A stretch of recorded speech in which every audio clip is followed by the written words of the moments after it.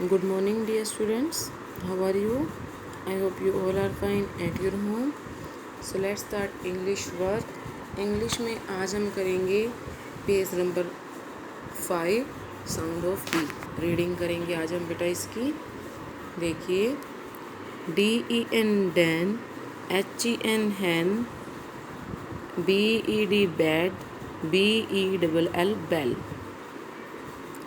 TEN ten, RED red, NET net, NEST nest. अब देखिए, ये आपको यहाँ वर्ड्स दिए हुए हैं, इन्हीं की साउंड आ रही है।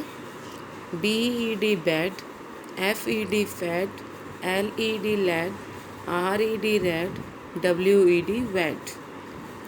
DEN den, HEN hen, MEN men, PEN pen, TEN ten.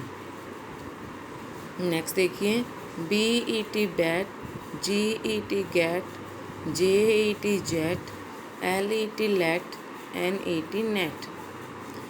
BELL bell, FELL fell, SELL sell, TELL tell, WELL well. BEST best, FEST fest, REST rest, LEST lest, NEST nest. आप भी reading करेंगे, ठीक है। आपका आज का ये work है। ओके बेटा, thank you, have a nice day.